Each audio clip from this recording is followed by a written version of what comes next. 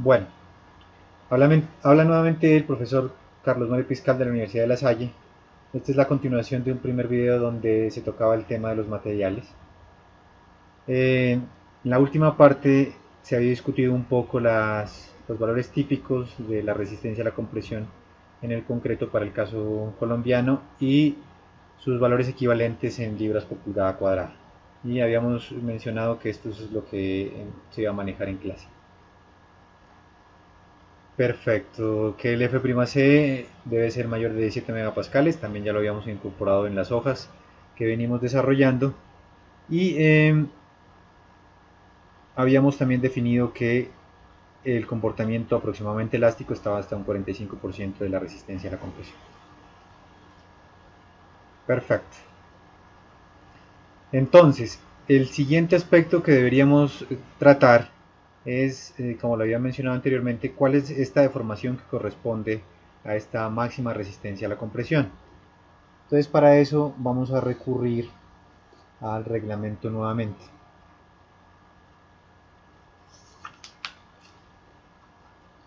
Y eso lo podemos encontrar en C10.2.3.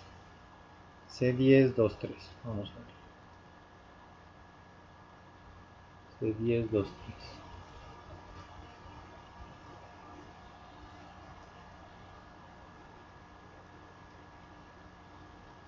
Necesitamos caracterizar el material y eso es lo que estamos tratando de hacer. Pero basados en el reglamento NSR 10 que contiene los requisitos mínimos.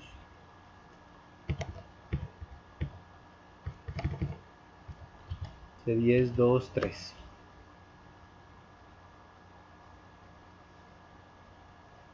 Bueno, vamos a ver qué dice. El esfuerzo, perdón, este es C10.2.4. C10.2.3. La máxima deformación unitaria utilizable en la fibra extrema sometida a compresión del concreto se supone igual a 0.003. Entonces, primero estamos hablando de compresión, así que estamos siendo coherentes con la gráfica. Y hablamos de máxima deformación unitaria, seguimos siendo coherentes. Se supone igual a 0.003. O sea que de aquí en adelante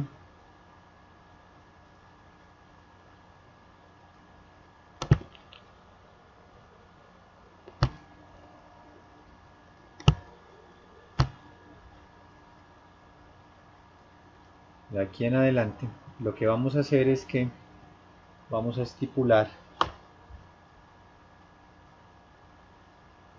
que este punto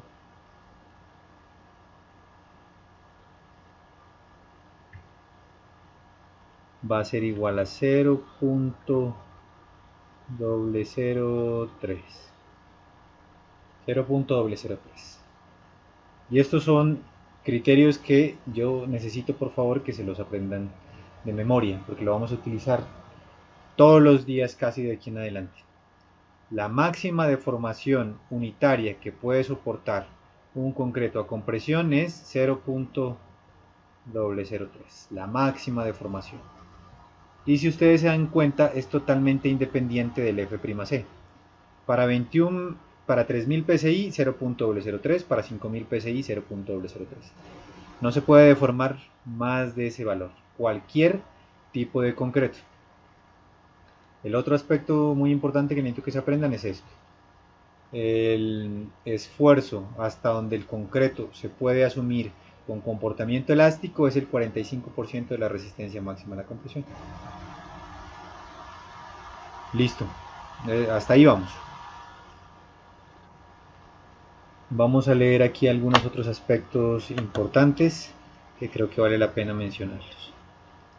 El comentario. Entonces, este reglamento tiene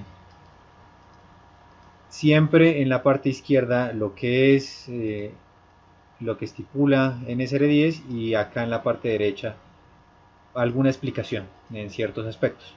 Aquí dice, la deformación máxima unitaria por compresión en el concreto se ha observado en diversos tipos de ensayos, que puede variar desde .003 hasta .008 bajo condiciones especiales.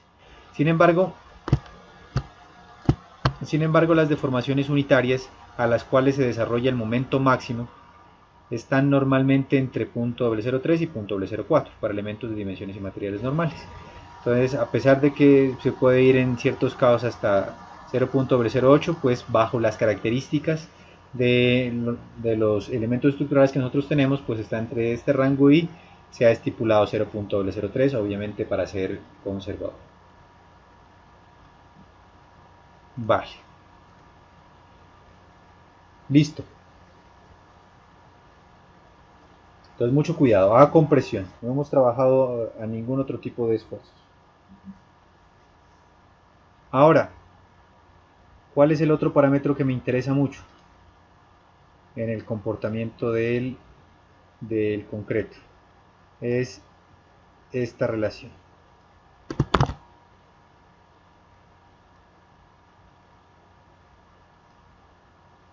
La pendiente o la relación que existe entre el esfuerzo y la deformación unitaria. Y eso se denomina el módulo de elasticidad. Otro parámetro muy importante.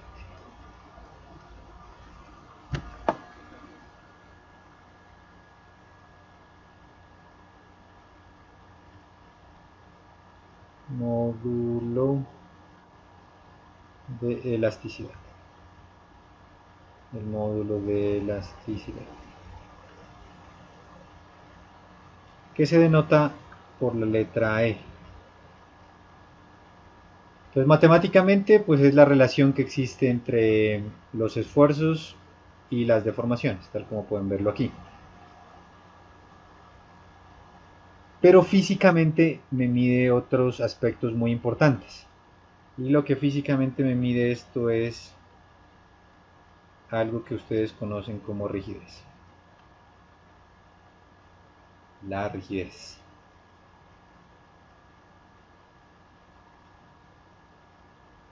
Entonces, ¿qué tanto se puede deformar el material en función de una carga? ¿Sí? ¿Qué tanto se puede deformar en función de la carga que yo le esté aplicando?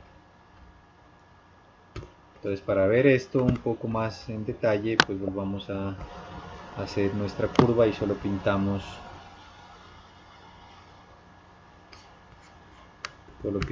la propiedad del módulo de elasticidad.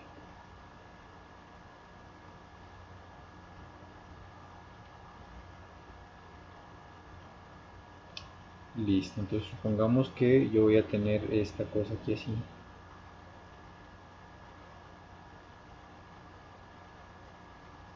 Como siempre, ustedes ya conocen que es la curva de esfuerzo de deformación.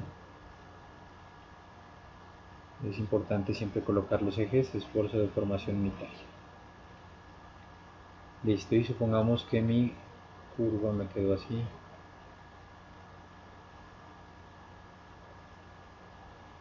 Listo, curva esfuerzo de deformación. Entonces, ¿qué pasa? Me voy por aquí. Ya ustedes saben que esto es 0.45 F'C. Y ya sé que aquí voy a tener mi comportamiento aproximadamente elástico. Y ya sé que la pendiente es el módulo de elasticidad. O sea, esto sería el módulo de elasticidad. ¿Cierto? Y me está determinando la rigidez. ¿Por qué? Miren esto. Si yo entro con este valor de esfuerzo, pues sé cuánto se va a deformar mi material. Estoy relacionando la aplicación de una carga con cuánto se va a deformar el material como tal. ¿Sí? Todo eso es la rigidez. Entonces, eso quiere decir que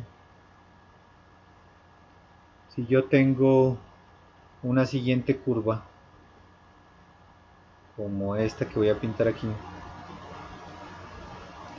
pues lo que está sucediendo es que está teniendo más pendiente, por ende mayor módulo de elasticidad y por ende mayor rigidez. Eso está directamente relacionado, entonces podríamos escribirlo acá. Y yo digo, si tengo mayor módulo de elasticidad, entonces lo que está pasando es que la rigidez, que voy a denotarla como K, se me incrementa. Y entonces por ende las deformaciones se bajan, ¿sí o no? ¿Sí o no? Si tengo mayor módulo de elasticidad, hay mayor rigidez, pero menores desplazamientos. Veamos eso. Yo podría decir entonces, tengo mayor módulo de elasticidad, ¿cierto? Que es la curva roja. Voy a ver qué pasa en cuanto a los desplazamientos frente a la misma carga. Entonces voy a suponer que por aquí estoy colocando los valores de carga. Esta sería la deformación para el caso negro, donde hay un menor.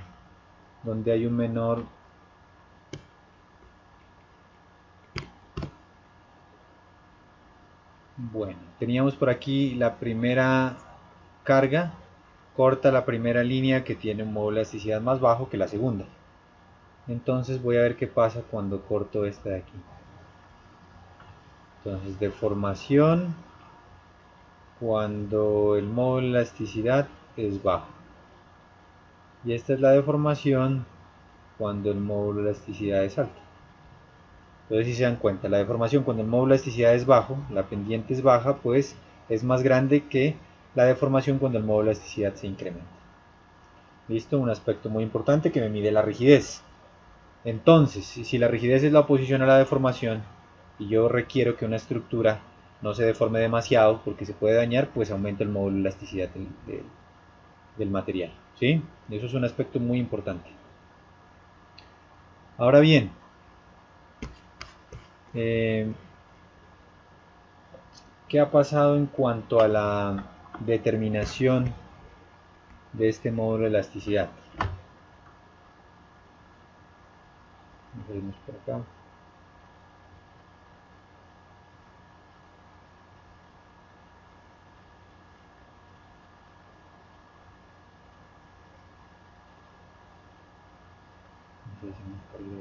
Esto.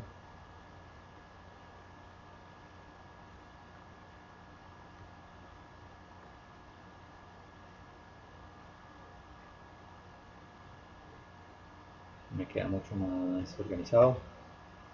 Y la curva sí la voy a hacer con esto.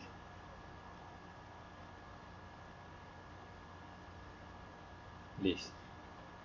Entonces, las normativas y algunos documentos como el ASTM C46987, y aquí lo voy a anotar, el ASTM C46987, C46987, pues dan los lineamientos para poder definir los procedimientos para estimar esos módulos. Entonces, simplemente a modo de conocimiento general, hay dos procedimientos. Uno que define el módulo a partir de una línea secante, que eso es básicamente lo que tiene incorporado en SR10. Entonces ustedes ya saben este punto de aquí, punto 45 F'C, y dice que tiene que ser un punto entre este y este de acá, y ese va a corresponder al módulo de elasticidad. Esta línea, que es una línea recta, perdón ahí porque me queda un poco quebrada, pero es una línea recta, y esa mediría lo que es el módulo de elasticidad. Y hay otro que suelen estipular, que es cuando yo hago pasar una línea tangente. A lo mejor voy a colocar esto de aquí así. No me va a cambiar. Entonces una línea tangente por aquí, algo así. ¿Okay? Son dos opciones para poder estimar el módulo de elasticidad, pero lo que estipula NSR10 es este procedimiento rojo. Un punto a 0, un punto a punto 45 F'C, y la pendiente de esa línea es lo que se denomina el módulo de elasticidad.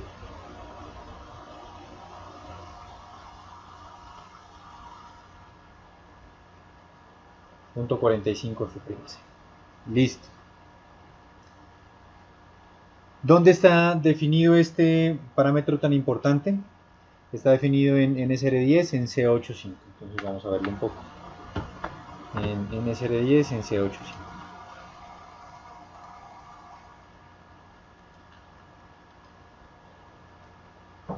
Por acá, C8,6, C8,5. Listo, ahí está el módulo de elasticidad. Dice, el módulo de elasticidad para el concreto puede tomarse como esto, al 1,5, ni sé qué, megapascales, para los valores de W comprendidos entre 1400 y 2500. Para concretos de densidad normal puede tomarse como 4700 raíz de F''C. Entonces aquí de entrada me dice que puedo tomar el módulo de elasticidad como 4700 raíz de F''C. Entonces anotemos ese primer valor. Entonces aquí dice que el módulo de elasticidad del concreto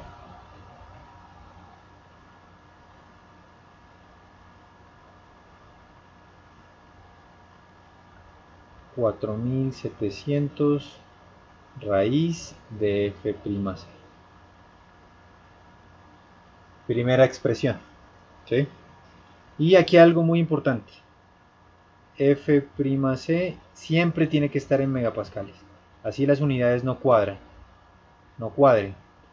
Se van a dar cuenta ustedes que muchas de las expresiones que vamos a discutir no tienen compatibilidad de unidades, y eso es porque vienen de ensayos experimentales. Simplemente calibraron fórmulas a una serie de resultados. Esta es una de ellas. Entonces F''C siempre va a estar en megapascales y se va a operar así. Si ya se quiere cambiar a otras unidades, cuando ya se opere la raíz se van a multiplicar por otros valores para tratar de obtener equivalencias en unidades, ¿sí? De lo contrario, pues si lo opero así tendría este valor en megapascales. Ya vamos a hacer ahí un ejercicio muy sencillo. Primera cosa, pero necesito que acabemos de discutir inicialmente lo que dice el reglamento. Entonces por acá dice, los estudios que condujeron a la expresión tradicionalmente a contenido para el módulo de elasticidad del concreto. Esto viene de un documento americano que es el ACI 318. ¿Sí? Bueno, y aquí también se define como la pendiente de la secante, donde E sub C se define como la pendiente de la secante trazada desde un esfuerzo nulo hasta un esfuerzo de compresión de 0,45 F''C, tal como lo habíamos discutido anteriormente.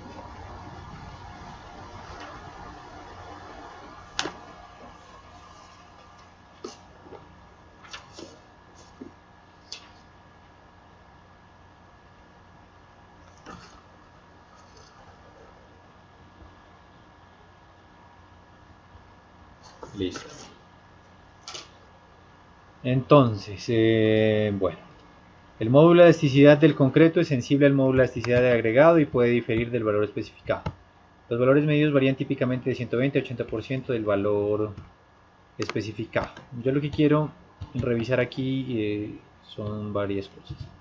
Primero que este valor de módulo de elasticidad pues viene de una norma americana, así que debería ser coherente con sus materiales. Aquí en Colombia se hizo un estudio, y aquí lo menciona, unas investigaciones experimentales en la Universidad Javeriana de Bogotá, y se logró encontrar un módulo de elasticidad para las características de los materiales de aquí del país. Se aplicó el sesgo necesario para tener en cuenta que las ecuaciones para obtener módulos se introduce el valor nominal de F''C de acuerdo con las resistencias. Bueno, ahí simplemente dice que trataron de expresar trataron de plantear la expresión adecuadamente. El sesgo se obtuvo de la misma población usada para calcular el módulo de elasticidad de concreto utilizando la estadística de la diferencia. Bueno, el trabajo investigativo de aplicación del sesgo lo realizó una estudiante de posgrado de la Universidad de los Andes. En caso de que no se disponga de este valor experimental para concretos cuya masa unitaria varía entre 1400 y 2400, pues el valor medio, aquí también está en función de los tipos de agregados, pero el valor medio para toda la información experimental es de 3900 raíz de F''C comparado contra 4700. Eso quiere decir que tenemos dos posibles valores.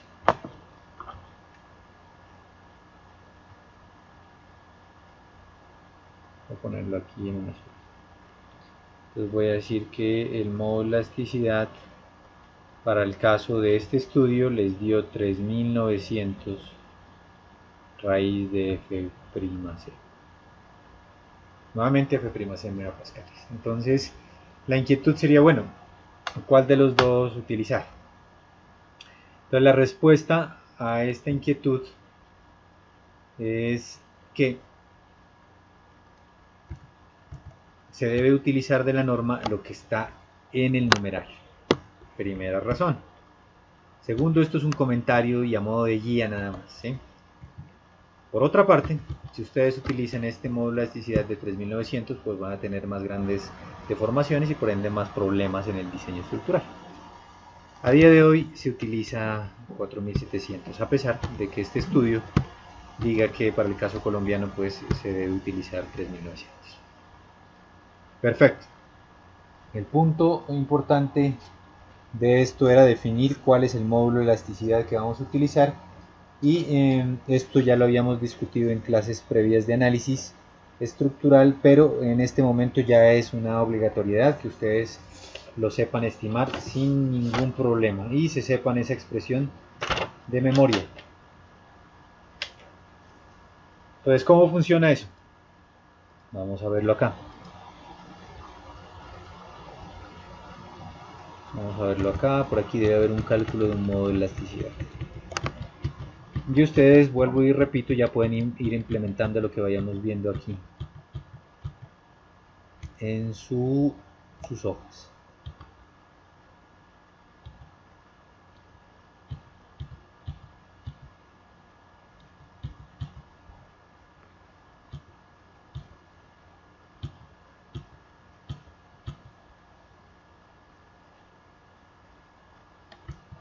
Permítanme, yo lo busco.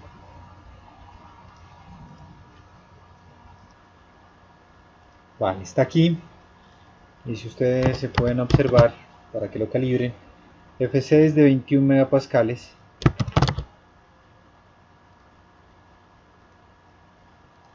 FC es de 21 megapascales.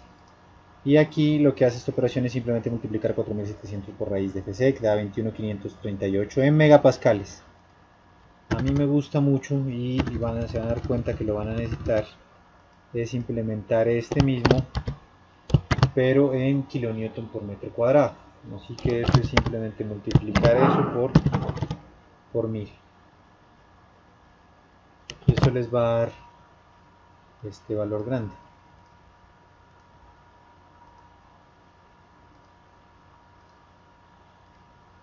$21.538.106 kilonewton dividido metro cuadrado, ¿sí? Entonces a mí me gusta expresarlo en estos dos valores para tener posteriormente poderlo incorporar en software que vamos a utilizar, ¿sí? Listo. Entonces eso en cuanto al módulo de elasticidad.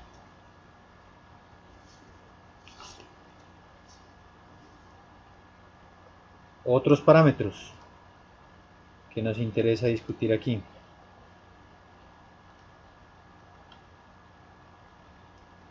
La relación de Poisson.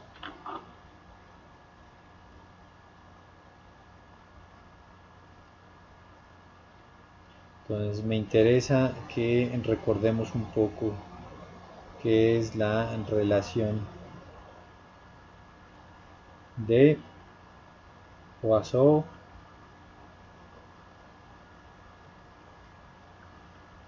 que se denota de esta forma.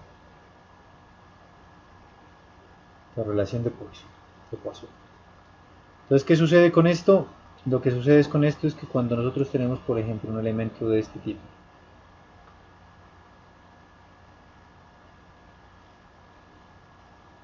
y le vamos a aplicar una carga así, pues ¿qué le sucede a él? Se acorta en una dirección, pero se ensancha en la otra. Entonces, básicamente voy a tener una cosa aquí así. Un elemento mucho más pequeñito, pero mucho más abultado. ¿Sí o no? Entonces la relación entre la deformación transversal y la longitudinal se denomina relación de Poisson. Entonces la relación de Poisson es igual a la relación entre la deformación unitaria transversal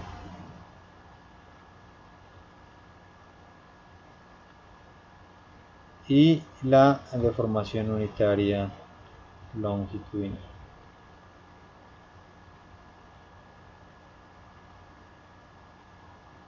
y aquí con un signo menos. ¿Por qué? Porque si ustedes se dan cuenta, este se acorta, este se ensancha.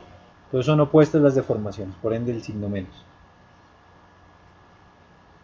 Estos valores de la relación de Poisson generalmente son pequeños, son bajos, porque la deformación longitudinal siempre es la que tiende a gobernar y la transversal es pequeña. Para el caso del concreto, vamos a ver qué dice el reglamento NSR10. Entonces, para el caso de concreto, el reglamento NSR10 dice lo siguiente. Está en el mismo numeral que ustedes se pudieron dar cuenta. En caso de que no se disponga de un valor experimental del módulo de Poisson, pues debemos tomar punto 20. ¿Sí? Entonces vamos a tomar en este caso, tal como lo estipula NSR10, vamos a tomar un valor de punto 20.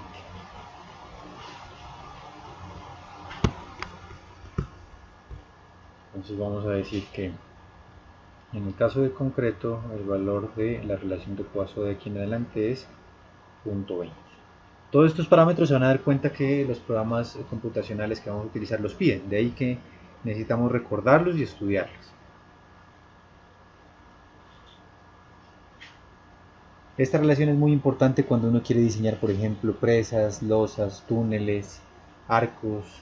Es muy importante conocer.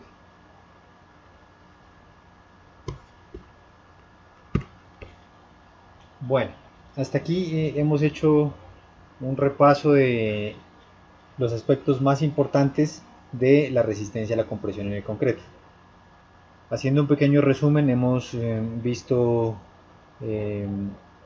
valores típicos de la resistencia a la compresión en el concreto, como se expresa en unidades de libras por pulgada cuadrada, cuál es el valor mínimo que yo debería tener de resistencia a la compresión en concretos para emplearlos en diseño estructural en Colombia.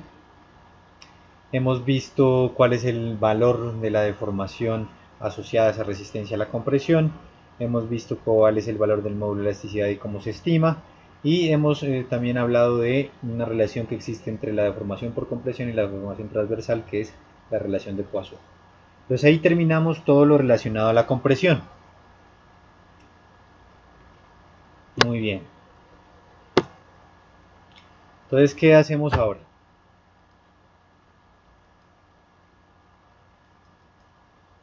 Ahora lo que me interesa es,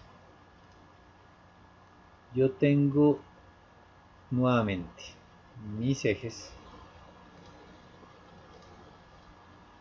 por aquí.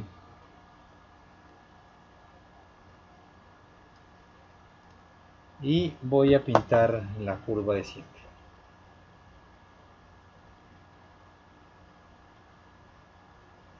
Entonces, mi curva de siempre. Perfecto. Pero ¿qué pasa? Lo que sucede es que el concreto no solo tiene este comportamiento.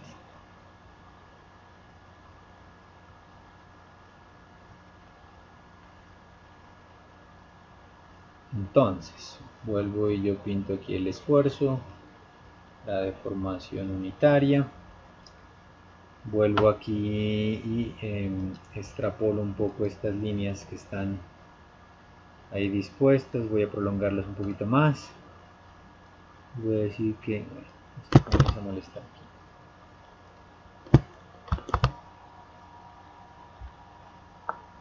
Voy a pintarlos a mí.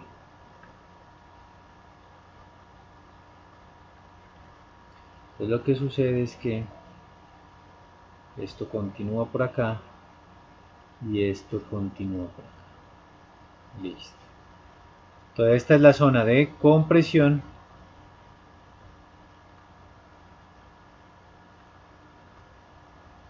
Y esta va a ser mi zona de tracción.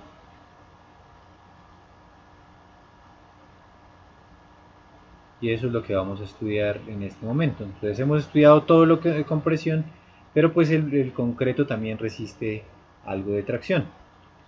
Entonces vamos a obtener una curva más o menos algo así. Nada que ver con la capacidad que va a tener la compresión, pero vamos a tener una pequeña capacidad. Listo. Entonces, ¿cómo determinar cuánto resiste un concreto a la tracción? Es lo que vamos a discutir un poco de aquí en adelante. Entonces empecemos a hablar del tema.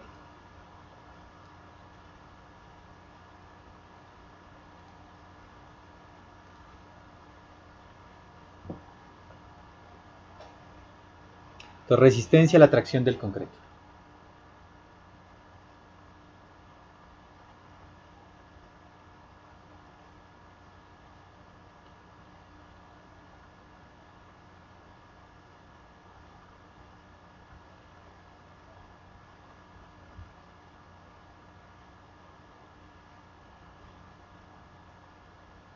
Resistencia a la tracción del concreto. Entonces, someter directamente a un concreto a tracción es un tema complejo. Por ende, lo que se hace es hacer una tracción indirecta. ¿A qué me refiero con una tracción indirecta? Entonces ustedes utilizan nuevamente un cilindro. Este cilindro es algo así.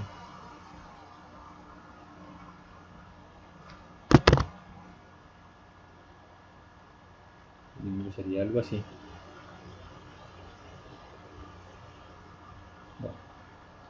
Y lo que le vamos a hacer es aplicarle unas cargas de este tipo.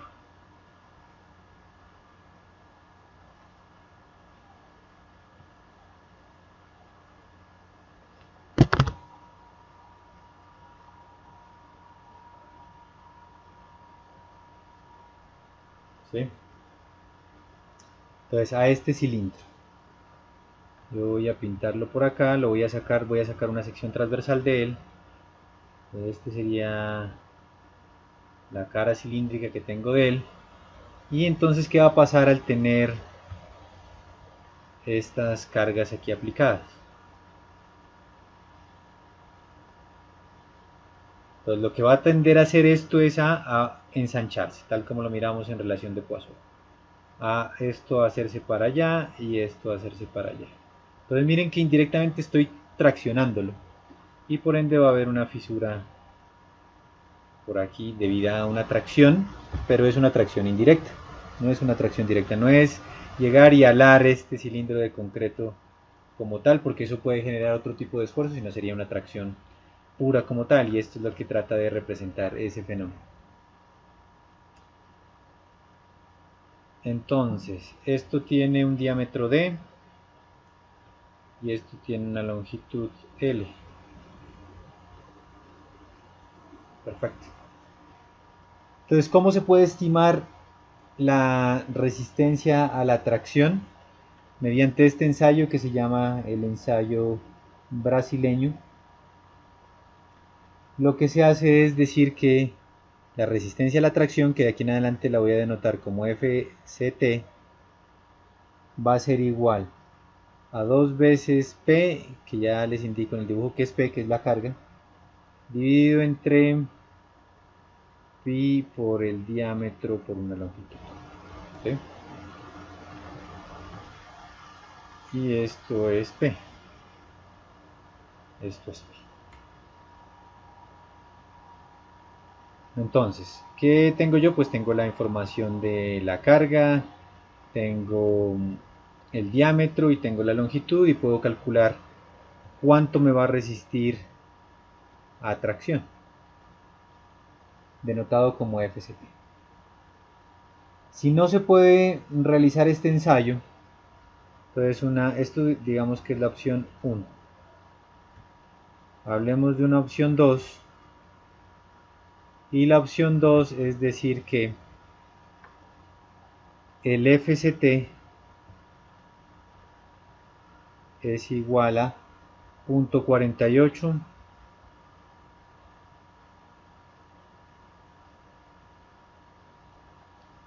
lambda raíz de F'. Listo. Y esto no requiere mayor información que conocer la resistencia a la compresión máxima del concreto. Voy a borrar esto de aquí para que no pueda haber ninguna confusión.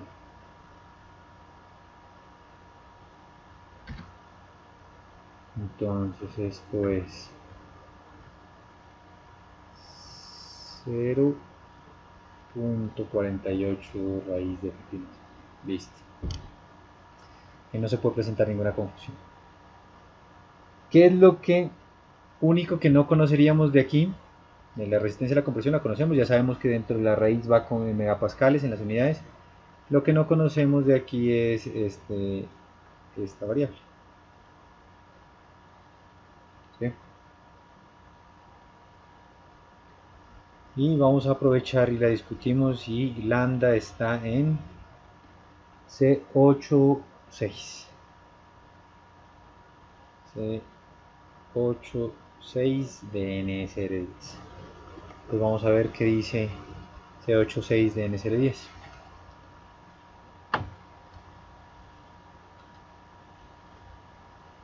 Listo. Vamos a irnos a C86 de NSR10.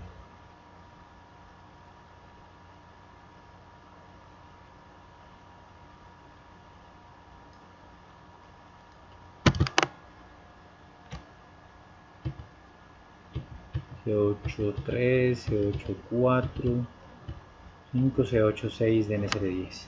Habla de lo que es un concreto liviano.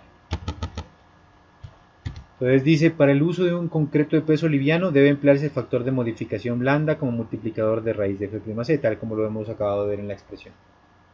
En todas las ecuaciones y secciones aplicables del título C del reglamento NSR10, donde lambda es igual a 0.85 para concreto liviano de arena de peso normal, y 0.75 para los otros concretos de peso liviano.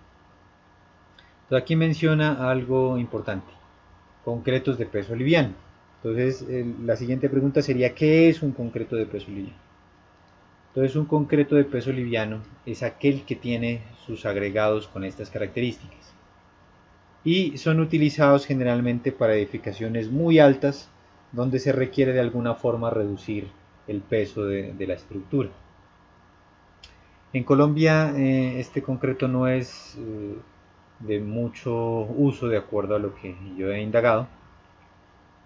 Lo que hacemos aquí es utilizar concretos de peso normal. Entonces, bueno, para el concreto de peso normal, lambda es igual a 1, que eso es lo que generalmente manejamos de aquí en adelante para todo el curso. Entonces ese valor de esta variable es 1 porque nosotros trabajamos con concretos de peso normal. Si en algún proyecto especial a ustedes les llegasen a exigir uno de estos concretos de peso liviano, pues saben que tienen que modificar el lambda, ¿sí? Es interesante mencionar que a pesar de que yo tengo una ventaja ahí en reducir peso al utilizar estos concretos de peso liviano, pues tengo algunos otros problemas. Por ejemplo, ese específicamente que estamos viendo. Estamos viendo que si yo utilizo un concreto de peso liviano, esto se baja al 85%, o sea que la resistencia a la tracción es más baja.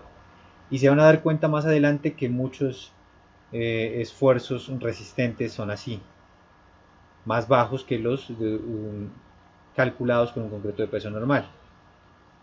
Y eso lo menciona aquí el reglamento. El factor lambda refleja la resistencia a tracción más baja del concreto de peso liviano, lo cual puede reducir la resistencia cortante. Entonces miren que este tipo de concretos también genera una reducción en resistencia cortante.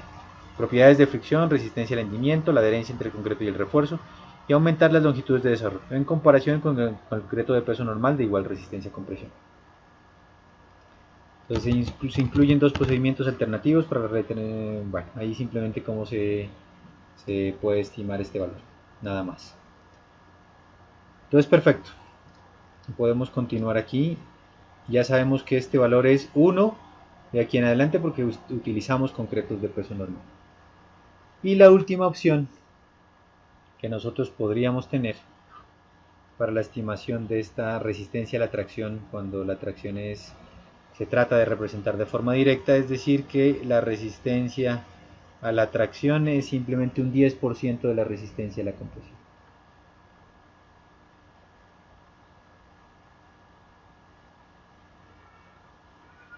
y esta es la opción 3.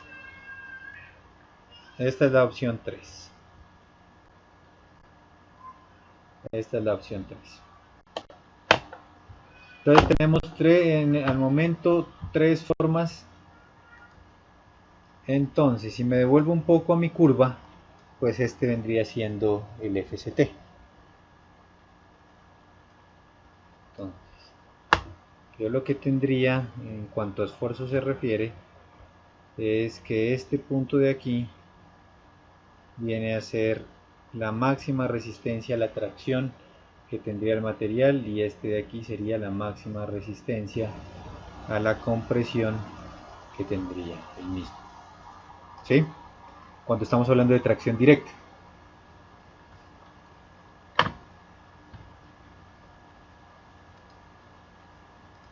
Perfecto.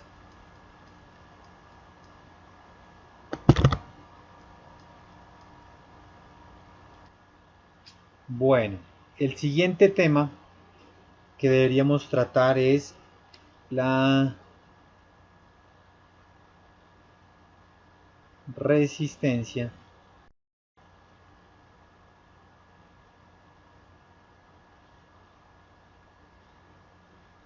a la tracción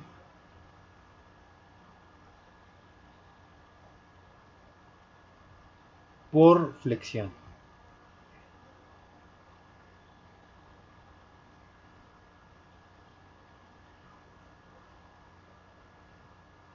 Resistencia a la tracción por flexión.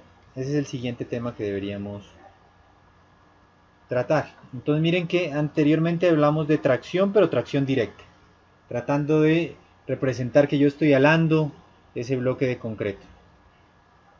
Pero ahora lo que me interesa es la tracción, pero por la flexión, que es lo que generalmente se presenta en los elementos estructurales, y esta flexión pues induce la tracción, ¿cierto? Esta flexión me genera tracción. ¿Cómo?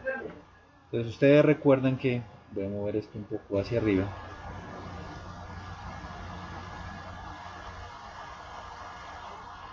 ustedes recuerdan que cuando yo tengo una viguita,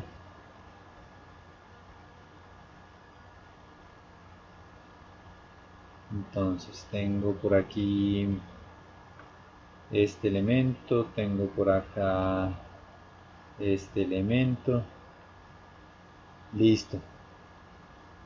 Y entonces lo que sucede es que cuando yo lo someto a una carga de este tipo, entonces se puede presentar que esto se me deforme de la siguiente manera.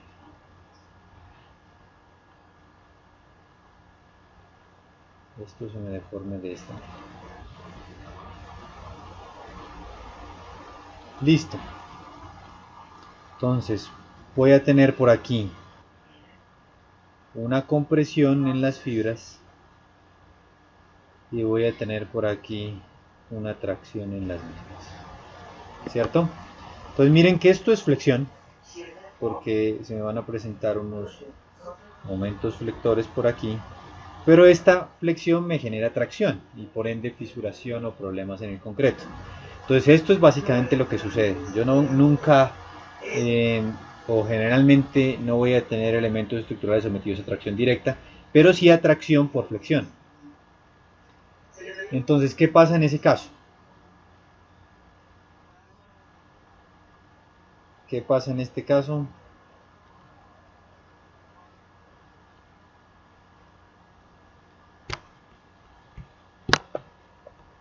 En este caso, lo que sucede es que necesitamos definir cuánto puede resistir a tracción por flexión un elemento de concreto.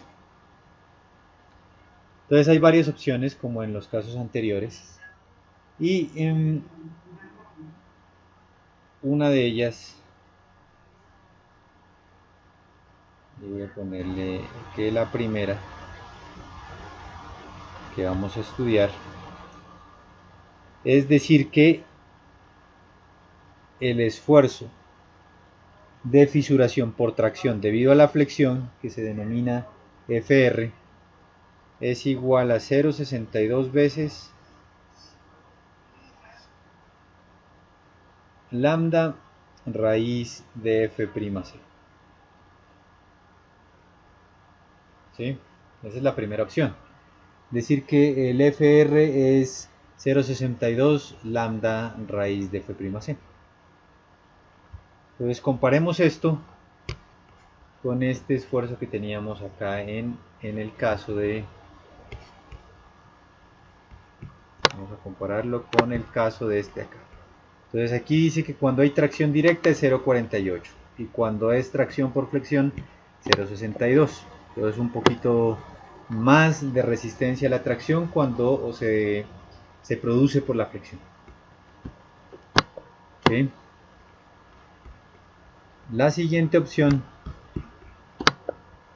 es sacar la resistencia a la tracción por flexión de un ensayo. Entonces podemos decir nosotros que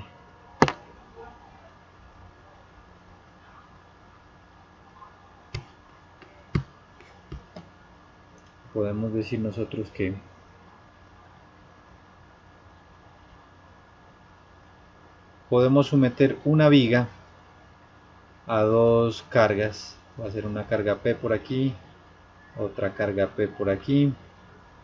Va a tener esto un apoyo y otro apoyo.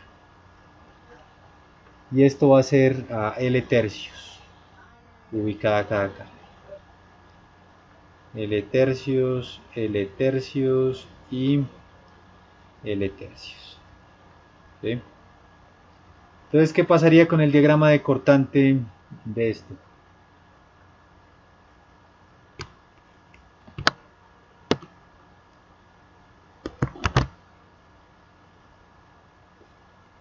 Voy a tener un poco más grande, porque si no, no lo voy a poder.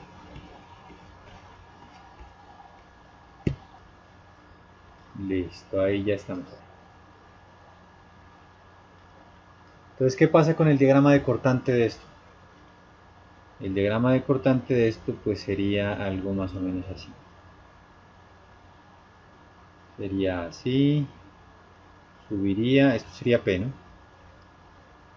Bajaría a 0, se iría por aquí, bajaría y subiría.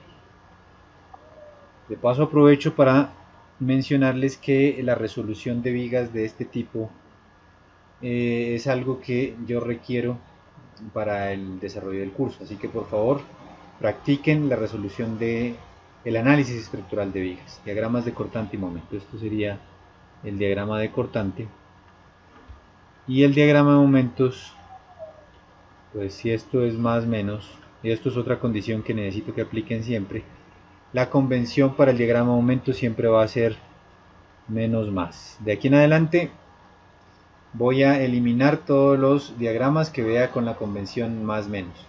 ¿Esto por qué? Pues porque esta convención tal como está definida aquí me permite ubicar rápidamente el refuerzo.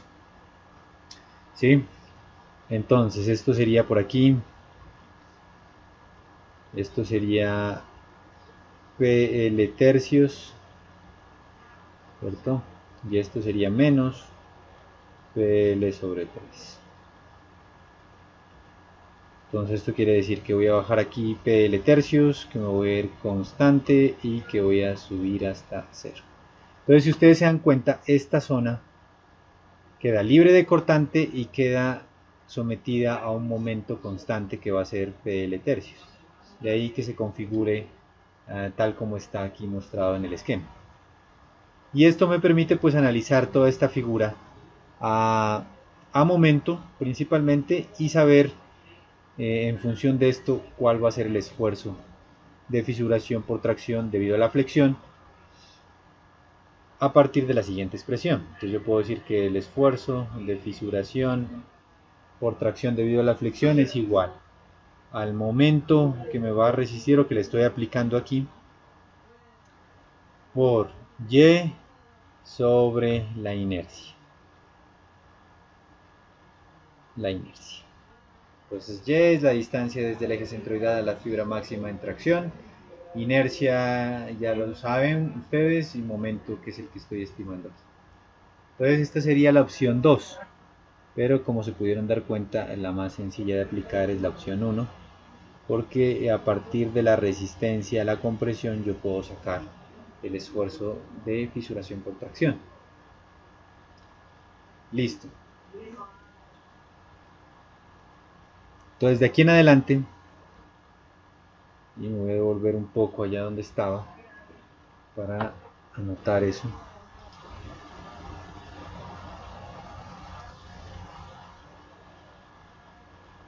Entonces de aquí en adelante, el FR con el que vamos a trabajar es este: 0,62 lambda raíz de F', y por ende ese es el que vamos a meter aquí. Entonces aquí vamos a decir que vamos a trabajar es con el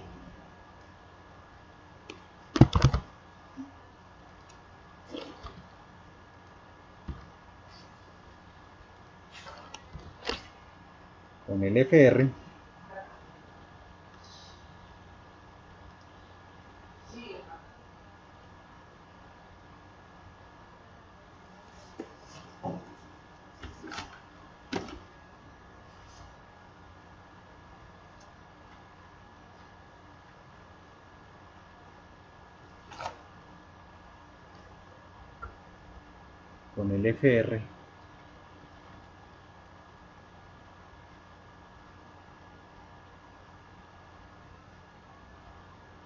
que va a ser igual a 0,62 lambda raíz de F', y ahí nos queda ya completa nuestra grafiquita. Ya definimos todo lo de la parte superior y ahora acabamos de definir lo de la parte inferior. ¿Sí? Nos queda completa la curva de esfuerzo de formación para el concreto.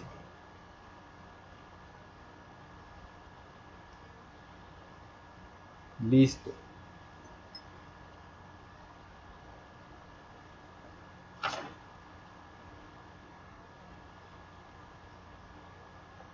Entonces hemos visto hasta el momento compresión y hemos visto tracción. El módulo pues exactamente igual, la misma pendiente en el rango elástico. Aquí, a diferencia de la compresión, no tenemos un punto de elasticidad, no vale la pena porque esto es muy pequeño. Esto es muy pequeño, así que no vale la pena. Y así terminamos también con el tema de compresión.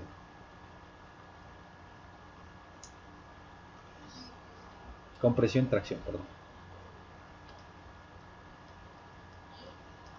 Listo. Pues vamos a tratar de cubrir todas las posibles fuerzas que pueden actuar en estos materiales, y estamos hablando de cuánto resisten ante cada fuerza, ante cada tipo de fuerza. Entonces ahora hablemos de la resistencia al cortante.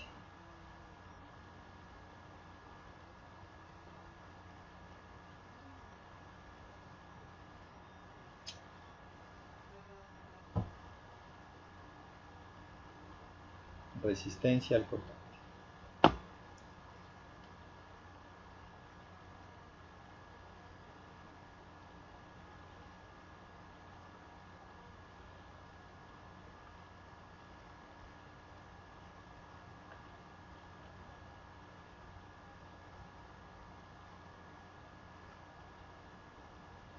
Resistencia cortante. Entonces ya sabemos que, por ejemplo, si yo tengo este elemento transversal, ¿cierto? Y esto es un elemento aquí que está apoyado de esta forma y acá de esta forma. Entonces lo que hemos estudiado hasta el momento es resistencia a la compresión, que sería una fuerza así, resistencia a la tracción, que sería una fuerza así, ¿cierto? Y ahora vamos a estudiar resistencia al cortante, que es una fuerza así. En donde si yo saco la sección transversal, o sea, una cara de ese elemento,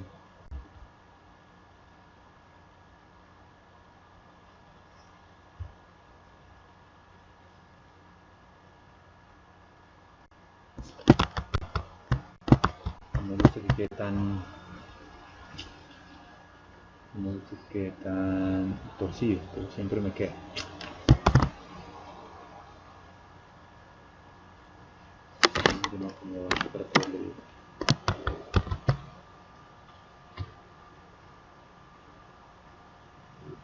Esto ahí sí.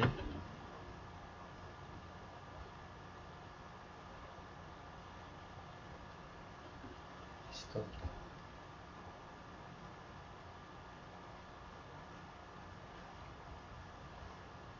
Voy a utilizar aquí una línea.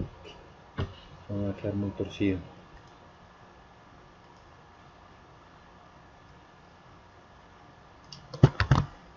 Igual. Por acá. Tercer intento.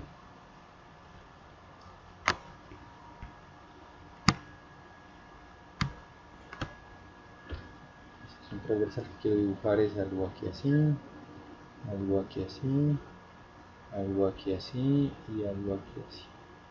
Listo. Mi mejor esfuerzo para que quede derecho. La sección transversal de esta viga. Entonces, ¿qué pasa? El cortante actuaría pues en esta cabeza. O sea, el cortante va así. Exactamente. Voy a borrar lo que no me sirve.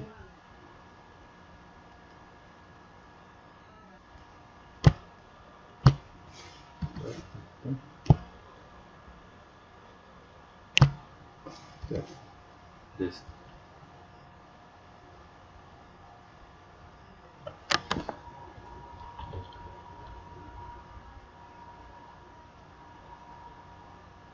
Entonces, necesitamos saber cuánto puede resistir un elemento de concreto a este tipo de fuerzas, que son fuerzas cortantes. Para eso vamos a recurrir al numeral C11.1 de NSR10. A ver qué nos dice.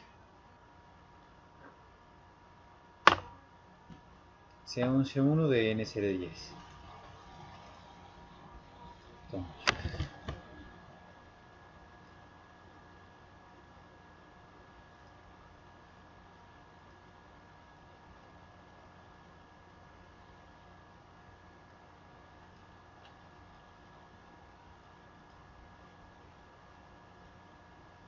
C9, C10, C11, C11.3, C11.2, C11.1 de NSR10. Listo.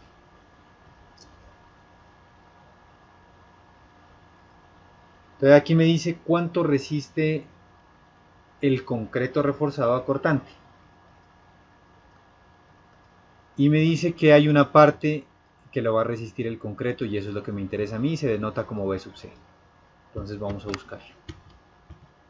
Bueno, también es interesante ir viendo algunas otras cosas y aquí hay algo que es interesante, importante. Los valores de F'C usados en este capítulo no deben exceder 8,3 megapascales. Los de la raíz de F'C no deben exceder 8,3 megapascales. Entonces recuerdan que anteriormente habíamos visto que había un límite inferior y decía que puede haber un límite superior. Entonces este es uno de ellos. Para el caso de cortante, raíz de F'C no puede superar 8,3 megapascales. Entonces es algo que también lo vamos a implementar en nuestras hojas que desarrollamos como límite. Y cuando yo hable de cortante específicamente, van a verlo por acá, está ese condicional, que se debe cambiar el F'C si la raíz es mayor que 8,3. Eso quiere decir que más o menos el F'C no debe superar como 64 megapascales. Y eso las normativas lo han hecho porque no hay demasiada información de ensayos con concretos que experimenten resistencias mayores a los 70 megapascales, y aquí lo dicen en los comentarios como lo pueden ver. No hay tanta experiencia en cuanto a la información de ensayos con esos concretos tan altos. Por ende, pues para tener una medida de seguridad, entonces se limita a 8,3 megapascales la raíz de F'C. Listo. Sigamos un poco bajando. Se permite usar valores mayores a raíz de f'(c). Se permite utilizar valores mayores a 8.3 cuando estamos evaluando la raíz de f'(c), o en ciertos casos. Para vigas de concreto reforzado o preesforzado y losas nervadas de concreto con un refuerzo mínimo en el alma, en fin. Bueno, aquí hablan un poco de dónde se va a calcular el máximo BU. El máximo BU no necesariamente tiene que estar en los apoyos, se puede calcular a una distancia específica de ellos. Aquí pueden verlo, lo discutiremos cuando estemos un poco analizando los elementos.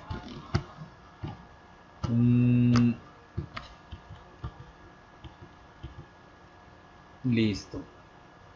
Pero lo que me interesa es que hablemos de esto. ¿Cuánto resiste a cortante el concreto en elementos no preesforzados, que es lo que tenemos nosotros? Hay un conjunto de fórmulas iniciales que son estas. Aquí dice para elementos sometidos únicamente a cortante y flexión, para elementos sometidos a compresión axial. Pero miren que acá hay unas expresiones similares, pero un poco más extensas. Entonces, estos son unas fórmulas simplificadas, las iniciales, y las siguientes son unas fórmulas mucho más completas, que requieren información adicional, pero nosotros vamos a utilizar estas de aquí. Entonces aquí dice, para elementos sometidos únicamente a cortante y flexión. Entonces, ¿cuáles son los elementos que soportan o están sometidos únicamente a cortante y flexión? Pues las vigas. Esto se refiere específicamente a vigas. El siguiente, para elementos sometidos a compresión axial. Aquí hay, a mi modo de ver, una equivocación, y es para elementos sometidos a cortante, flexión y compresión axial. ¿Sí? Entonces, miren que es más o menos la misma expresión con un complemento. Entonces, cuando estemos utilizando o estemos diseñando vigas, pues utilizamos esta resistencia a cortante del concreto, y cuando estemos utilizando columnas, pues empleamos esta forma. ¿Cómo funciona? Pues simplemente es .17 lambda raíz de f'(c), esto ya lo conocemos. ¿Qué es el BW?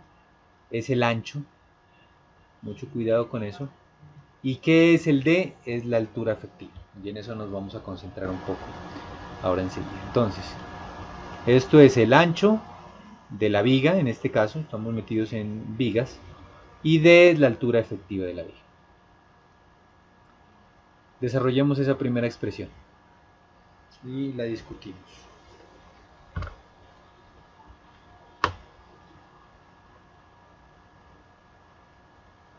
Entonces vámonos por acá.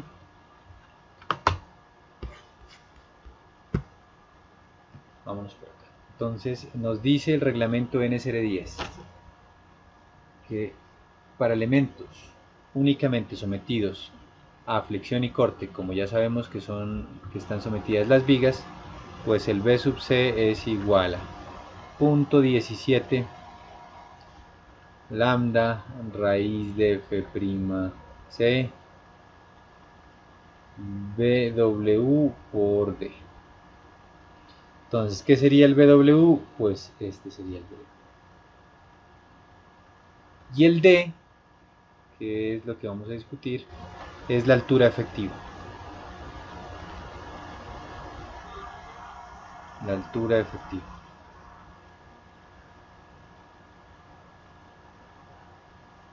La altura efectiva. ¿A qué se refiere la altura efectiva? Pues es la distancia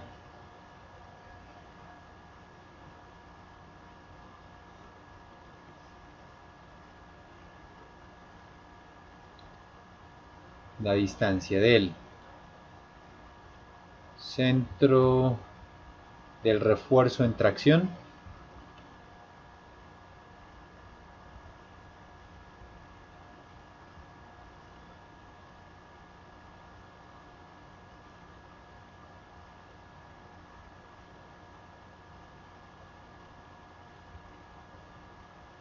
pues la altura efectiva es la distancia del centro del refuerzo en tracción a la máxima fibra en compresión.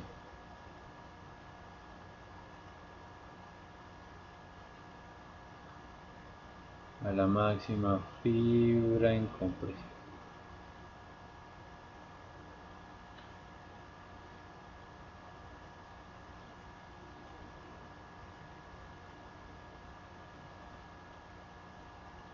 A la máxima fibra en compresión. ¿Sí? Entonces leamos un poco esta definición. Distancia del centro del refuerzo en tracción a la máxima fibra en compresión. Entonces yo voy a decir que este va a ser mi refuerzo en tracción, ¿cierto? Y esto sería acorde a esto que había pintado anteriormente, que tendríamos una viga con una deformación así. Entonces nosotros sabemos que donde haya tracción, pues ahí es donde tengo que colocarle el refuerzo, porque este tiene problemas. El concreto tiene problemas de tracción y el refuerzo llega a ayudar. Entonces habíamos dicho que esto estaba en tracción, ¿cierto? Y esto estaba en compresión. Entonces miren que esto corresponde a lo de acá. Por ende, la máxima fibra en tracción es esta de aquí. ¿Sí o no? La máxima fibra en compresión, perdón, es la de la parte superior. Y el centro del refuerzo en tracción pues vendría a ser esto de aquí. Eso quiere decir que el D se mide así. El D. Del centro del refuerzo en tracción, aquí está, yo debo verificar cuál es mi refuerzo en tracción y ubicar el centro a la máxima fibra en compresión. Tengo que identificar dónde está la fibra en compresión, está aquí en la parte superior, entonces de aquí a aquí. ¿Sí? ¿Qué pasa si fuese un voladizo, por ejemplo? Vamos a ver.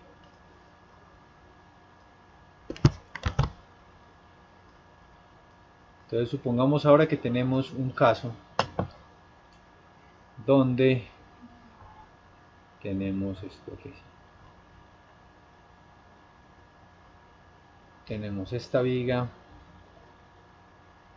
mi sección transversal por aquí, y aquí voy a tener un apoyo, aquí voy a tener otro apoyo. Listo, tiene este voladizo. Entonces recuerden que si yo le aplico una carga por acá arriba,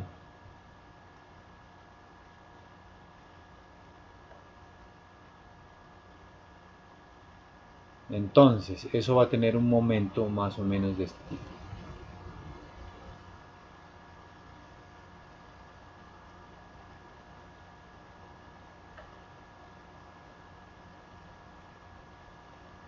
Listo.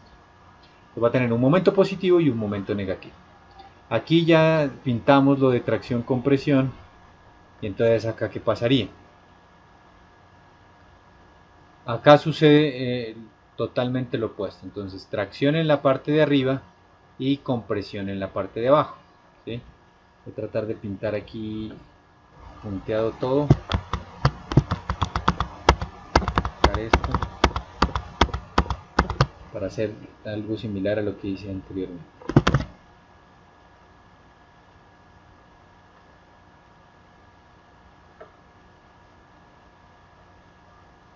Aquí voy pintando aquí esto así.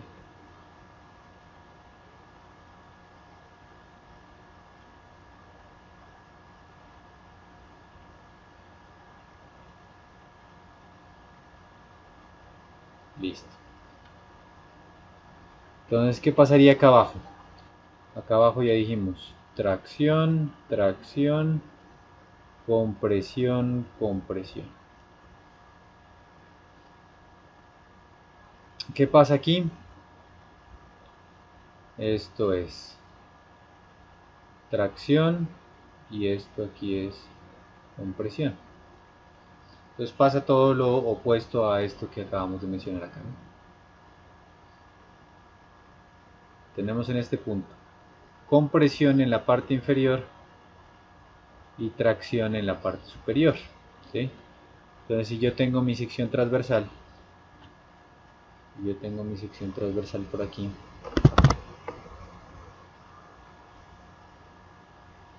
un poco complicado pintar aquí, pero bueno. Entonces, si estoy analizando esta parte específicamente, pues lo que tendría es que yo debo colocarle el refuerzo acá arriba, en el voladizo, ¿no? Todo el voladizo. Y por ende, el D pues va a ser desde el centro del refuerzo en tracción hasta la fibra en compresión, y la compresión va a estar abajo, o sea que el D se me invierte, ¿cierto? La altura efectiva pasa a ser esta.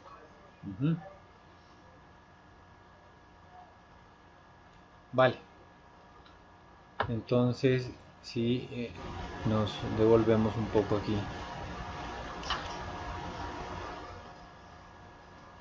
ya sabemos qué es este término y por ende podemos estimar toda esta expresión para definir cuánto resiste el concreto acortante. Cuando estamos hablando de vigas sometidas a flexión y corte. Cuando estamos hablando de columnas, entonces deberíamos aplicar la siguiente expresión, que dice que es prácticamente lo mismo, miren, 0,17 lambda raíz de f' w por d, pero multiplicado por esto de aquí. ¿Sí? NU sobre 14 veces AG. Entonces, ¿qué es AG? El área total de la sección de la columna, en este caso, y NU es la carga que va a soportar, ¿sí? La carga axial que va a soportar. Entonces, de hecho, NU es la carga axial mayorada que ocurre simultáneamente con BU o TU. AG se define como el área bruta, entonces NU, carga axial mayorada. Esto es el área bruta o el área completa de la sección transversal, y pues el resto ya lo conocemos. Y aquí dice que NU sobre AG debe expresarse en megapascales. ¿Sí? Perfecto.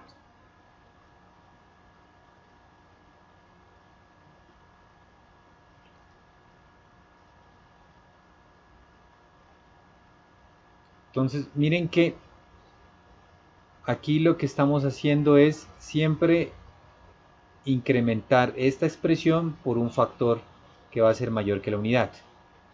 Pero esto quiere decir que un elemento que esté sometido a compresión va a resistir mucho más cortante que un elemento que no lo esté, ¿sí? Entonces, y eso, entre otras cosas,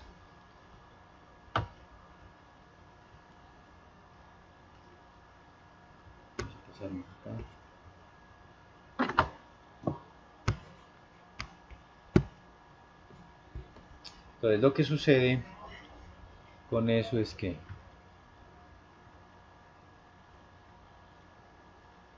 un elemento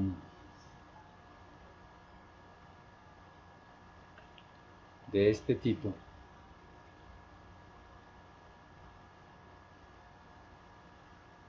que esté sometido a una carga de compresión así, pues va a resistir mucho más cortante que un elemento como estos que no tiene compresión, ¿cierto? De aquí no hay compresión. Este sí la tiene, que es una columna, y va a resistir mucho más cortante, ¿sí? Y un elemento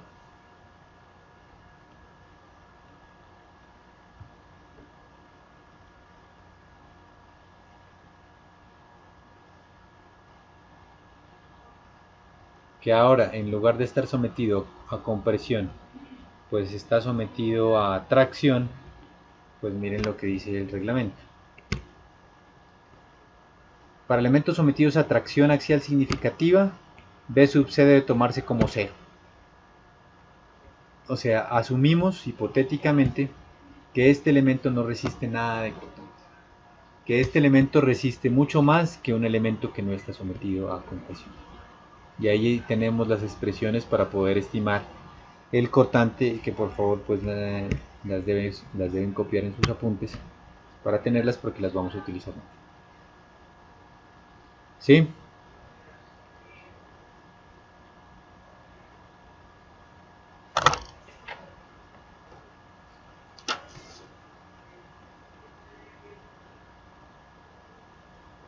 Listo.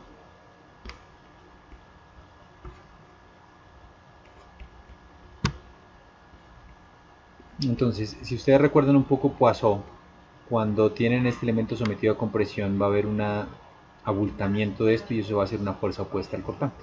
Entonces por eso también ayuda mucho las compresiones a tratar de evitar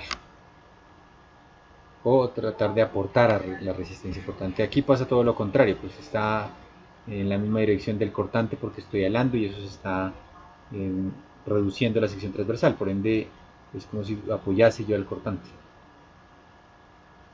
¿Listo? Bueno. Listo, entonces hemos visto hasta aquí lo relacionado a cortante. Nos queda pendiente hablar de otro fenómeno que es la torsión y mencionar algunas otras propiedades para terminar todo lo relacionado a concreto. Entonces eso lo haremos en un siguiente video.